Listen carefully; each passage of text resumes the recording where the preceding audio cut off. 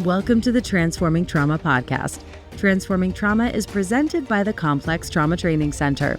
I'm your host, Emily Ruth, and I'm so glad you've joined us today. Licensed mental health professionals, we warmly invite you to join our Spring 2026 NARM Therapist Training, a live online immersion into the transformative power of the neuroaffective relational model. This advanced clinical training is designed specifically for those seeking to deepen their expertise in healing complex trauma while offering the accessibility of an online format. From January to August 2026, you'll be part of a supportive virtual community of learners integrating mindfulness and clinical expertise. Through 4 comprehensive modules, you'll gain specialized trauma-informed knowledge and skills to confidently and compassionately address the impacts of adverse childhood experiences and complex trauma. Together, we'll explore how to support the resolution of attachment, developmental, relational, cultural, and intergenerational trauma using a neurobiologically informed approach that promotes post-traumatic growth. Embodying professional and personal growth, you'll become a catalyst for transformation in your practice and community. Enrollment is now open for licensed psychotherapists, counselors, social workers, psychologists, and other mental health professionals, as well as graduate trainees and interns working toward licensure. Visit complextraumatrainingcenter.com to learn more and secure your spot in this online training opportunity. And now for our interview. This episode is a conversation between the Complex Trauma Training Center senior faculty, Brad Kammer, Stefanie Klein, and Marcia Black, as they reflect on the first year of the SPACE program, an interdevelopment program of support and self-discovery for therapists. Brad Kammer is a licensed marriage and family therapist and professional clinical counselor. Brad is trained as a body-mind psychotherapist and co-authored the Workbook for Healing Developmental Trauma.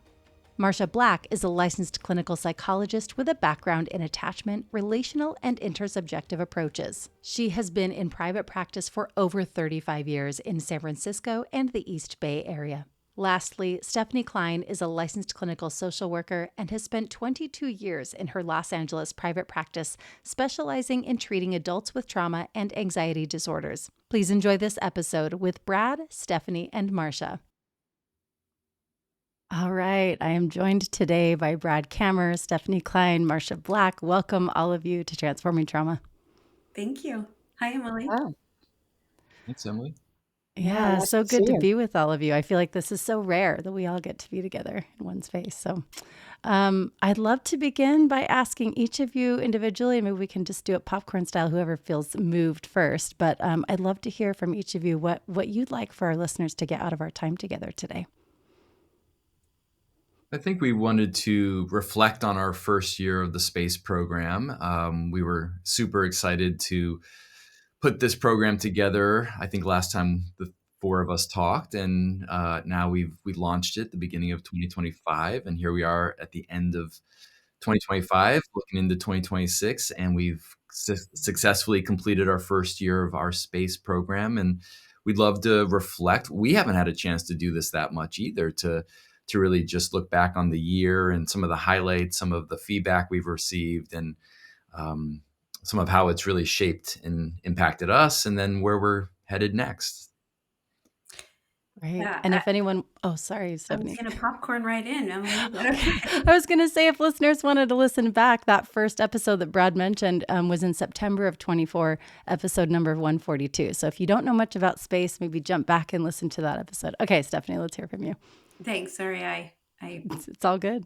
I was just thinking about, like, for listeners that have no idea what SPACE is, it could be interesting to just get a sense of this program we created at CTTC and Complex Trauma Training Center, and why we think it's important. And I thought it also could be fun for people who are a part of the program who are listening to just reflect on their journey with SPACE, whether they did one class or all the classes. We're moving into class 6 here. And we recreated the program kind of not knowing where it was going to go. We just had some intentions, but we kind of expected it to create itself in a certain way and evolve. And so just fun, like Brad said, for us to get a chance to reflect, because I think for all of us, it ended up being more than we even expected. Yeah. Yeah, I would also add that not only is it a co-creation of the three of us, but it's really become a co-creation with the space participants. And even right up till the last session, where we invited people to share at some depth what they were really most impacted by. And the class itself has been impactful for us in our own growth. So it's kind of an evolving, really a dynamic, alive experience. And one person even said in the evaluations, I could keep doing this for the rest of my life, which was in some ways what we were hoping for, that it would be a kind of an ongoing dynamic experience for all of us. So it'd be nice to share that with people. Yeah. One thing that I loved that came out of it right from the beginning was in one of those classes, I can't remember if it was the first or the second, you each shared kind of a nutshell version of your origin story, which inspired some episodes that were here on the podcast. So that's something that I really enjoyed, and I know others did. And it's kind of grown into something that we've all been able to take a part of. So yeah, that's pretty cool. All right. Well, thank you for each kind of sharing that. Brad, I'd love to, if you wanted to give just like a little nutshell version of kind of what inspired its creation, or where did you want to go? Maybe I should leave that to you. It's a great place to start. I'm sure we probably talked a little bit about that, but it's nice to revisit and deepen it now, having done this for the first year. But yeah, when we created Complex Trauma Training Center, our vision, the three of us, was really about mentorship and creating a professional community where people could engage very intensively or just pop in and out for a class or for a consult or for a training. And, a lot of times, therapists are working very independently. A lot of people are in private practice, or even if they're in group practice or they work at a facility or an agency, they often don't feel like they're with their people.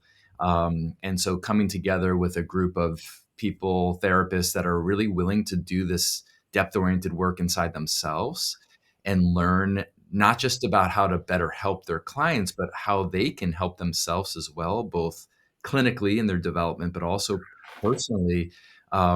It feels like a very safe and inclusive community to be part of when people are doing their ongoing work. And so we, the three of us are really inspired and love being mentors and getting our own mentorship too, and co-mentoring each other. So we're kind of, wanting to create programs that are about not just us teaching what to do, but really supporting the relationship and how we can deepen into being with our clients and with ourselves as we're with our clients. So that's really where space came from. Space, the idea of space is space on three levels of the human experience. So within us, creating more space inside of us as therapists, as humans, as in our role as therapists. Space in the relational field. We'll talk maybe more about the last class, class 5 that we did this year, which was about relational enactments and how that collapses space between us and our clients. And then the transpersonal space that's not really talked about all that much in traditional psychotherapy approaches. And so we're bringing that in to also look at some of the transpersonal elements that happen when you work in a depth-oriented, relationally based way. So lots more to say, but I'll turn it over to Marcia and Stefanie to add more here. I was thinking while you were talking, Brad, about one of the topics in class 5, which was asking for and receiving support. And one of the strong relational patterns and dynamics that a lot of therapists walk around with is that they feel very comfortable helping, but and being supporters, but they struggle with their own asking for help and receiving support. And just think about that. I was thinking about it the whole weekend, that, the whole program and showing up to that program is an acknowledgement that the people practicing all of these skills that we learned, all these approaches that we spend so much time and money learning, those people are often not asking for and receiving support, whether that's just community and hearing other people's experiences or their own psychotherapy or their own consultation. And so just one of the many topics that we explore to look inside and to, focus on the inner development of the people practicing the skills. And I mean, I know I'm talking to you, you're asking the questions, Emily, but you're also a person doing this inside out work with us, which is incredible, that you're a part of it as well. Yeah, and I just want to name that last class. I was so moved by how transparent and vulnerable folks were being in their experience and sharing, and it was so enriching for me. Again, Brad, as you named, like this community aspect and feeling really connected. It just continues to really, it just feels so rich. So I'm so, and I'm feeling that right now in this moment. I'm feeling touched and just so grateful for the three of you for creating this. Yeah. I mean, it speaks to part of our intention, really, I think, as Brad touched on, it was to create a community of support, that we're in how we show up, in what we support in the exercises, in the small groups and the medium-sized group and the large group, is really a space where people feel able to be vulnerable, be open, to receive support, to ask for support. And it's been really rewarding to get that feedback where students are saying, as you are, that they are supported and inspired by the courage and vulnerability of each other to want to go more deeply into those, challenging and dark spaces and unknown places within themselves. So it's partly the cultivation of a kind of field of support and openness and willingness to go deeper. Yeah. And as a participant, to witness the three of you walk into those spaces and really model that and kind of like lead the way so that the rest of us can be like, yeah, that's what we're doing here. It's safe to do that here. It's just so beautiful. Yeah, that was the theme of class 2, which was all about how can we embody our vulnerability to actually deepen intimacy and connection. And going back to what Stefanie was saying, it's like part of why we don't, go for support is because we have a lot of shame about it. And we're taught in many cultures around the world, we're taught to know things and do things on our own. And, not knowing that there's people that can and want to support us. And so we then end up not sharing from a vulnerable place. And so everyone looks like an expert. And then, that starts to create its own enactments that are difficult for both therapists and clients. And so, yeah, I think one of the important things is we're doing all these exercises, the three of us, as we're creating them, we're doing as much as we can to bring in our own learning, our own vulnerability, the places that we've needed support or still need support, and trying to really, embody and model how we can be intimate and real and authentic and still hold, our expertise and our confidence and our authority as people that are providing really meaningful support for many clients that are in need. Yeah. Well, I know we wanted this conversation to be really organic, so we didn't plan a lot out, but I have some like specific questions I wanted to ask. I don't know, is that okay if we just kind of dive into that? Yeah. Please. Okay. Yeah, I've been so curious to hear from the three of you, what some of the moments were this year that have stood out, and you're already kind of speaking to them, but stood out as like evidence that this, like the relational field that you've created, like that it's being supportive in the way that you want it. I'd love to just hear from each of you if you have any things that have stood out to you. Oh yeah. Comes to mind really quickly in our pods, which are kind of medium-sized groups, and each group is with one of us as well. And we do these intersubjective explorations. So we, as you know, we explore some dynamic, some response that gets evoked in us sitting with a client. And that is related, obviously, to unresolved interpersonal patterns and dynamics. And, these are the things that get enacted when we don't pay attention to them. And gosh, those have been just so touching.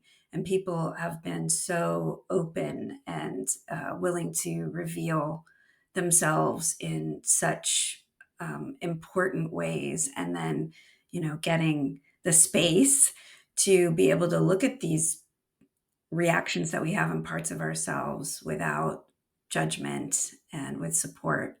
That's been really touching to me. And the other one that has been like way more touching than I expected to be is that we'll ask a question. Like, I'll just use the topic, like, what gets in the way of you asking for support? And we invite people to chat in phrases or words, and then we type them on the slide so we can all look at them together. And it's powerful. Just these little phrases and words, when you look at them as a whole from this group, and when people get to see others having the same concerns as they do, and the bravery of the things that people are willing to put up there for us all to kind of be in together has been really touching. You, Stefanie. One of the things that I've been really impacted by and also touched by is how in these explorations, students have had the experience of feeling themselves in the work. Like, we have a tendency, I think, to disconnect from parts of ourselves and effort, or try to do a certain intervention. And when we explore some of the ways that students find a different relationship to those parts of them in the work, and actually have the experience of I matter, like who I am, and this experience that I'm having actually is important in the work, maybe more important even than the specific intervention. And not only that, what's going on inside of them might support their work rather than get in the way of it, but also that they get to enjoy their work, like that it's the almost a novelty, that part of what we're supporting here is an experience where, through the growth that students get to have and we get to have, the work becomes more enlivening and exciting and enjoyable for us. As you know, we do this all day long. Of course, the idea that we should get to enjoy our work as a novelty is interesting, but it's really lovely to support people in connecting to parts of themselves that they might have devalued or disconnected from, and seeing that it can actually be a gift to bring those parts into the work. So sweet. I think that leads into, I'm totally in agreement with everything Stefanie and Marcia said, but I want to talk about kind of the sacred quality of the space that gets created in these groups. And again, it's something that's kind of hard to talk about so much when we talk about spirituality. It's like from the outside in, and it tends to be very performative or very obligatory. Like, you have to follow things and do different kind of rituals or whatever. And then it's like, okay, now we're in the category of this being a spiritual experience. And we're doing, the transpersonal is a big part of this program, but it's from the inside out, that we're not legislating any way to find that inside. People sometimes access it, sometimes they don't. But I think a lot of people have been giving feedback that we're touching into something that is depthful and often feeling very deeply nourishing as part of this collective group and this collective experience. And I do hope that people kind of can bring that back into their work with the clients, because I think we're suffering in our world from not just, as Marcia was saying, like loss of enjoyment and pleasure, but also loss of this deep sense of connection and belonging, and that life is precious and sacred. So yeah, how do we talk about spirituality without kind of collapsing the space around spirituality? So we do different exercises that aren't really geared towards spirituality, but are supporting the possibility that people can connect on deeper levels. And I love that, because I don't like the performative stuff. I like the stuff that kind of sneaks up on you and you're like, whoa, like that was much more powerful than I thought it was going to be. And yeah. Oh gosh, your naming is something that has felt so important for me in these classes. And that's kind of like there's a prompt, and I guess just at first glance, most folks wouldn't realize kind of how the depths of where that can go. And there's been so many moments where I've been surprised, like you're saying, Brad, where I'm like, wow, that was like really, there was a lot there that I wasn't expecting. So that's been really sweet for me. And I know others have experienced that too. So Yeah, thanks for naming that. It makes me curious about you, if there's anything that has stood out for you as a moment that really landed or. Well, there's been several. I mean, one I kind of named earlier is I remember as you each were, and actually in this last class, I know you each just got very personal and open about some things that you had experienced in your work, and those moments helped me access something inside of myself where I'm like feeling in the humanity, and I'm feeling this collective, like we're all in it together in a kind of way that feels new, especially for me. I'll speak for myself, but I think others have named this too, that like being in groups in a different way, experiencing a group, moment in a different way than how I related to it before. There's like words I want to use and I hesitate, but there's spaces, Brad, you said it, like this performative kind of nature, where if you've been in those kinds of spaces before, to enter into something that feels uninhibited by that kind of quality, it's so freeing.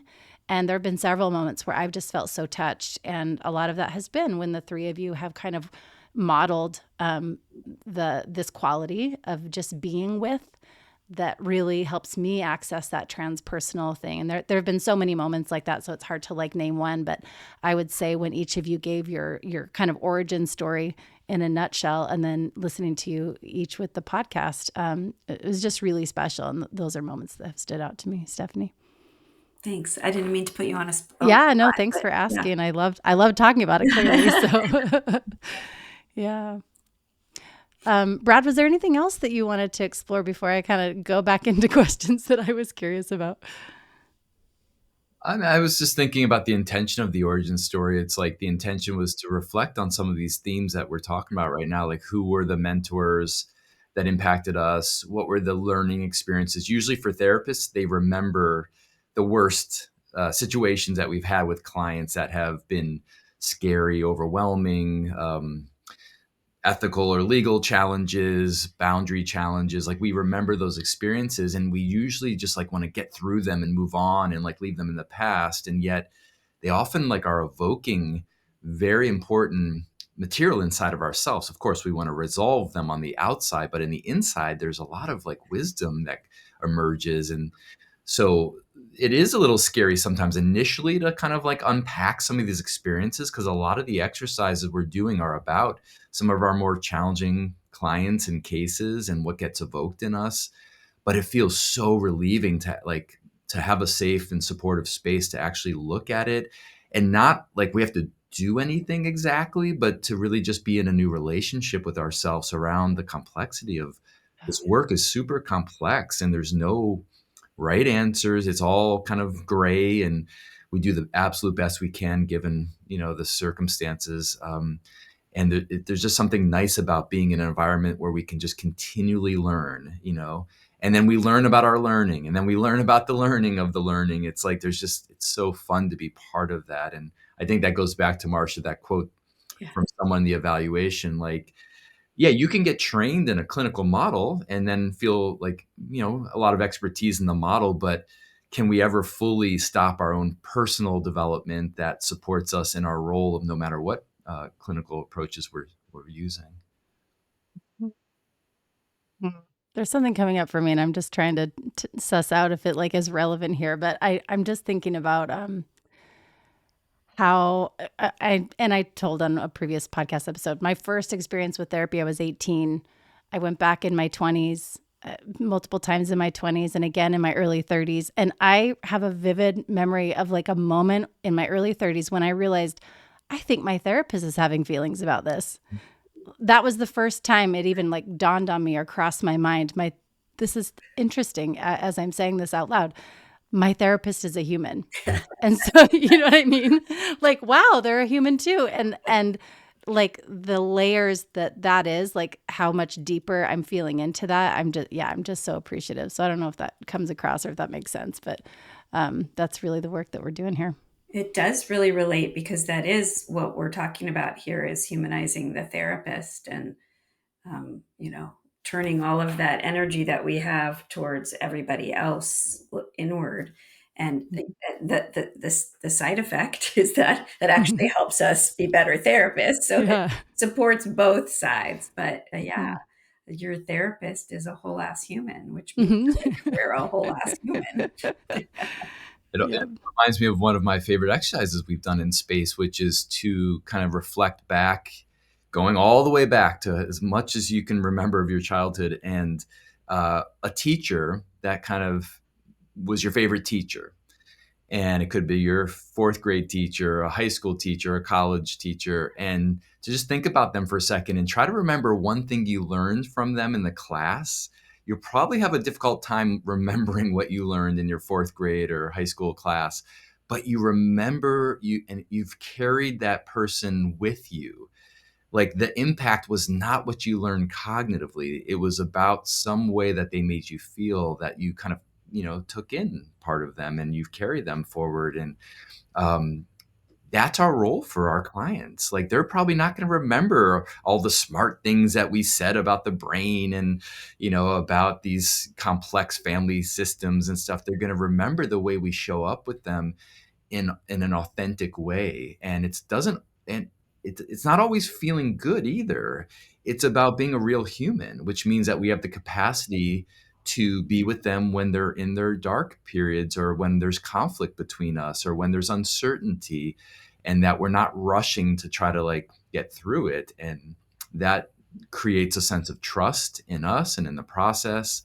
And it creates intimacy, because that's, where life exists, in those intimate moments of humans that are so precious. Yeah. Brad, you have me tearing up about my third grade teacher. Mrs. Toma. She's really great.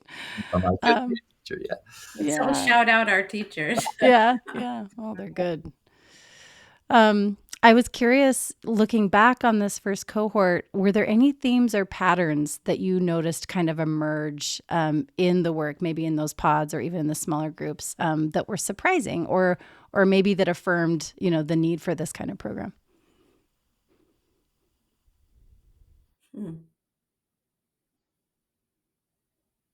That's a thinker.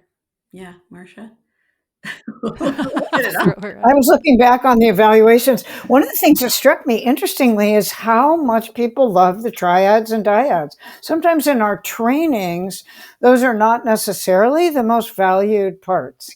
They want to be, doing the learning and the teaching. And there's something about the invitations that we create in those where we invite them, we give them prompts actually, which are really interesting, because if you ask somebody, what their most challenging client is or something like that, where they're struggling, they may pick something, but the prompts actually maybe speak into a blind spot. And even we had prompts that weren't around difficult clients, they're around maybe clients that you feel like you're working well with. And so it invited, I think, students into unknown territory right off the bat. And then they were in that territory with each other and in that atmosphere that we created. And I think there was a lot of value in that. And then that we bring back into a slightly larger group where people get to do a deeper exploration with one of us.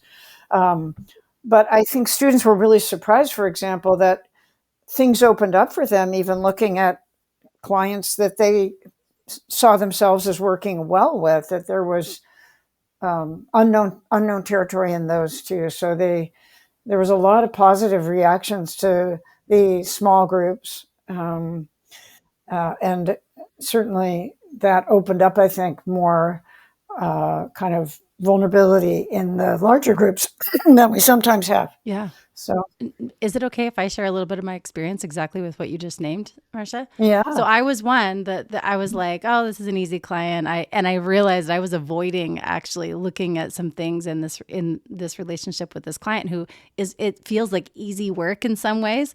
And then I realized maybe some of the reasons why it was easy, and that there was things I wasn't looking at. And it's continuing to be so rich for me to start looking at some of those things. And the other thing I noticed is that in the past, I would have shamed myself about that. How could I not see this? How could I? And I didn't. It felt so good. I was so excited to tell my triad, like, I'm finding something really hard to look at and I'm excited about it. How cool is that? Wow. Yeah. Yeah, it's really big for me. I think you two are speaking of a theme that I've noticed. It's actually a paradoxical theme, but I hope it makes sense. On one hand, I am blown away by the level of courage that folks in our program are willing to look at themselves, because we hide a lot. We use it as a strategy that we're the therapist, and it kind of protects us from looking at our own vulnerable places. But I'm just blown away every group that, like, the depth of the group is because we have people that are willing to self-reflect in the way they are. The paradoxical part of it is that I'm also blown away by how many enactments we are in with our clients.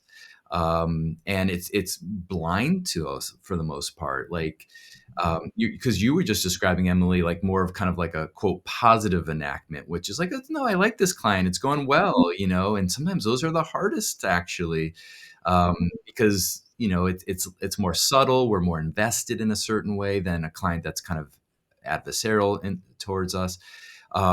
But the good news is that if we can really have the courage to look at these enactments, we can go to some very important and deep places, both for ourselves and with our clients. The bad news is that there's a lot of mental health professionals out there that aren't looking at this kind of shadow material inside themselves, and therefore it gets acted in, like you talked about, shaming yourself, blaming yourself, or acted out towards clients in different ways. And so we're trying to, again, open up this space where it's like like every relationship is a potential enactment. We bring things from our past and we project them into the present and into the future. And so how can we get to know the ways that we're contributing to these enactments? Because it takes two to have an enactment. So if we can kind of pull back some of our projections, we can be much more in the present and work with what's emerging here. Yeah. Thank you for that, Brad. Steph, how about for you? What's been... Yeah, I was thinking about there are things that we eventually have as topics, but they show up in the explorations before they're actually topics. But therapeutic and covert narcissism, like that's definitely a theme that comes up a lot in our explorations that people get to work with. And I'm seeing a lot of shifting in their relationship to our own narcissism, because we all have these forms of narcissism. And so that's a common theme that I think comes up.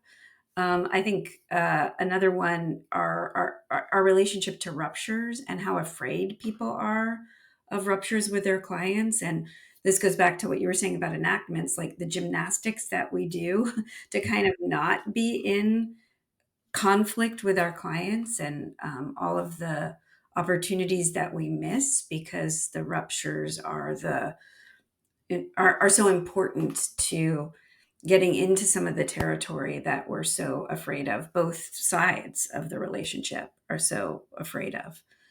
So, just seeing people have a new relationship to ruptures that, like you were saying, it's not so much shame based, although you were talking about a positive. It's less about shaming ourselves or fearing them or avoiding them, and more about starting to feel even revitalized by the possibility of being able to explore them. There's so much there. I want to ask all of you about 10 more questions just on this. And I'm aware of the time. And I know we have a hard stop. So I wanted, because I know next year's space program, there's some new additions happening. And I wonder if we could talk about that for a few minutes before we close. Does that sound good? Yeah. Brad, can you share with us more about these inside out learning weekends? Yeah. Well, first we have, brand new material, as Stefanie said, that is emerging from the groups. We're taking a lot of notes and reading the evaluations and asking on Facebook, our group, like, what are the topics people are bumping up against that they'd like more for us to go into, and what are the exercises that seem really supportive and useful. So we're shaping the classes for next year. So we have 6 brand new classes with new topics. You can read all about it on the Space 2026 program website, and you don't have to have come to 2025. You can just pop right in. You can come to all 6. You can come to a few. You can come to one. We're keeping it open. We would love eventually to make this kind of like a program where people are all coming every time and deepening and having groups in between. But we're realistic that accessibility is challenging for a lot of people. So we're keeping it open.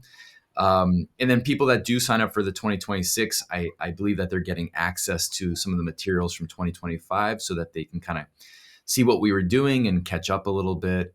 And yeah, so we're also creating, this is kind of independent of Space, but it emerged from Space, which is we're creating an inside out learning series next year, which will be 3 weekend classes on themes that people in Space really said they wanted more time to kind of unpack.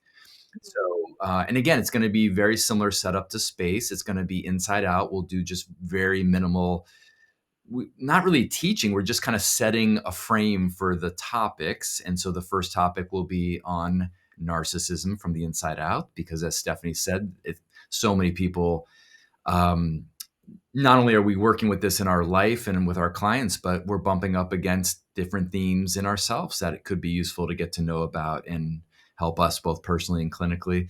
So we have a weekend in January that's called Narcissism from the Inside Out, where we'll go much deeper into some of these themes inside of ourselves and how it plays out with our clients in the clinical process. And then I believe in May is our second one on borderline dynamics. And again, same thing, borderline from the inside out. I know that's not something that people love to think about necessarily, that they themselves have borderline and narcissistic dynamics, but it's really good to know the material that does exist inside of us. And so we'll be doing a 2-day weekend on borderline from the inside out. And then later on in the year, the last one will be on cultural and intergenerational trauma. This is something that we all carry inside of us in very different ways, and having a safe, space where we can kind of get to know the different ways that we relate to our own impacts around cultural and intergenerational trauma. Again, you need more than 2 days for all these different workshops, but we'll at least do a little bit of diving into some of the ways that these live within us and impact us as both therapists and also in our own personal lives. Okay, fantastic. You clarified some things for me. So these are completely separate from Space. Yeah. And yeah, again, Okay. like, people can drop into 1 or 2 or all 3. People can come to Space and come to one of these. Like, again, Okay. part of the intention of our community is that you don't have to sign up for some huge, your life away to be part of what we're doing in our community. We want this to be accessible as much as we possibly can, given, the realities. And so we're trying to keep it pretty open. Again, it is nice if people want to do kind of a more immersive experience in these. And they are kind of designed to work on with each other, but we also have designed them so people can pop in. And we love getting new folks in. We had a couple new folks in this last one, and it was so cool to see how quickly Yeah. they opened up being in this kind of field, and the feedback from them was really special. Yeah. Okay, so cool. There's like 5 things landing right now, and I'm just trying to keep up with okay, so it's separate from Space. You're creating kind of this buffet. What do you need in your training? What do you need? And we can come and take what we need, and also do an immersive experience if there's space for that, capacity for that. And then are you still doing consults? Can I ask that question? Maybe that's not the themed consults, the case consults. Is that something for next year that you're doing as well? Okay. Yeah, all 3 of us will be doing those as well. Yeah. Mhm. And that's Okay. independent from Space, but those are other things we offer to people that are in the mental health profession. We do different consults on different themes. So we look forward to doing more of those. I don't, at the top of my head, know exactly the themes right now, but It's all good. I just One is on dissociation. I know that because Okay. I'm doing it. Yeah. Marcia's on it. I can find them pretty quickly. But Cool. But I kind of like big picture, like it all Space. It really. We're 2 years into being Complex Trauma Training Center, right? This is our second year. Am I right about It's that? amazing. Yep. Yes, you are. And what our hope is that we're building more and more programs that speak directly to our mission and what we are the most excited about, which is this ongoing mentorship and the inner development of therapists and the building meaningful and sustainable professional community. And so, we think every year we're just going to have, hopefully be coming up with more and more dishes for the buffet. Great. Is I your love it. metaphor there. Yeah, and space is also evolving. It's kind of like our first program that we created specific to CTTC. And, like this year, in 2026, we're adding office hours. And we're thinking about different ways to support triad groups, staying connected between the different classes so that we're building more continuity. And we just expect it to keep evolving as we go. While again, we're adding more things that speak to the same deep intention. Yeah. And I really loved just that the break period where you opened it up to feedback about the triads. And like you said, there was this real co-creative experience where people were kind of naming, well, this would be really supportive for me. And anyway, I just really appreciated that. It just highlighted again how co-creative this experience has been, and appreciate the three of you and being willing to create that kind of space where we can give honest feedback. Yeah. And I'm glad you brought that up, Emily, because again, going back to like our intention for what we're creating at CTTC in these programs is that, the three of us have been working with therapists for a long time in many different capacities. And for the last, 15, 20 years, we've been, doing a lot of consults for therapists. And all of this material is directly pulled from those experiences. This is not theoretical. We're not off. I don't think any of us are busy on our weekends reading all these articles, although maybe we should a little more, but we're not. We're in the field. I mean, we are working with therapists every single day of our careers, and all three of us are pulling. I think we're pretty attuned folks, and so we're listening for themes and topics, and sometimes we explicitly ask, of course, and we're putting together what feels like it's really the pain points for us as therapists and where we could use more support. And I know for myself, sometimes it feels like I'm giving what I wish I would have received over the years. And that feels really cool to be able to do too. Yeah. Yeah. And it's really special to be on the receiving end of that too. So thank you. I would just add, it's not just in our growth as therapists that like when we ask people to say in the chat what they got out of the class, there's a lot of personal growth too, just a more compassionate relationship to self. People feel impacted in their relationships with their clients. And I notice that myself. Even I can sit here in this podcast and notice what's happening internally in the space in a way that I wouldn't have before. Like, how am I relating to this experience in a way that might be, could be opened up more, or could be that I could learn something from about myself. And I feel like our feedback is people are appreciating it on all levels of their experience.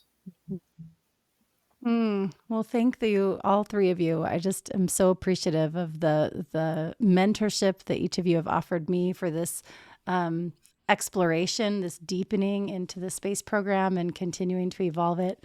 Just really appreciate the three of you. And I know we have like 1 minute left. So I wondered in this last minute, were there any kind of final thoughts or things that you want our listeners to come away with?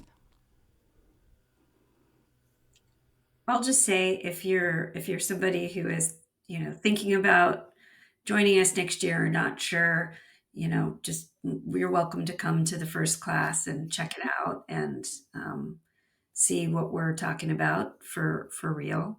And I also just wanted to say, Emily, thank you for trusting us and being a part of our maiden voyage here in the first class.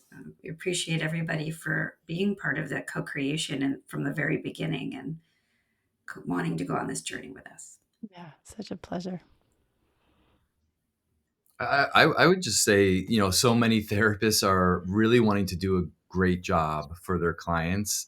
And just even if we're not thinking so much about ourselves, which is hard for a lot of therapists, we can think about that our clients are going to benefit so much when we're getting our own support. I often think about like, we needed our parents to be receiving support from their parents and for our grandparents to be receiving support from their parents. And that often broke down in many of our family systems. And so, we're trying to create support so that therapists can really be as present and helpful as possible for clients. So this is a place that no matter what kind of modality you practice, we'd welcome you and hope it would be a good fit to provide more of a foundation for the great work you're already doing. Beautiful. It's a great way to end. Thank you, three. Appreciate you, and look forward to the coming year and all of the new offerings. And good to be together. Thank you, Emily. Thanks, Emily. Yeah, thanks so much. Thanks so much for joining us for today's episode. To find more information about our guest, check the show notes or visit us at complextraumatrainingcenter.com/transforming trauma. You can also connect with us in other ways. We are on Instagram, Facebook, and YouTube. As a mental health professional, your commitment to healing and growth inspires us. We at the Complex Trauma Training Center are committed to supporting you in your well-being and success. That's why we are honored to invite you to our Space Program 2026, an inner development program of support and self-discovery for therapists on the personal, interpersonal, and transpersonal levels. Running over 6 online sessions in 2026, this interactive experiential learning program is designed to support self-care and self-discovery for therapists exploring internally, relationally, and transpersonally. CTTC faculty will welcome you into a professional community of therapists that are seeking to create greater effectiveness and resilience in our professional lives. As CTTC faculty Brad Kammer says, the intent is that this program will help us not only become more effective therapists, but also love our work more. Please visit complextraumatrainingcenter.com and secure your spot in the 2026 Space Program. Thanks to Rig for producing and editing, to Tori Essex for our album art, and to Brad Kammer for the creation of this podcast. We look forward to building community and connection with you and changing the world by transforming trauma.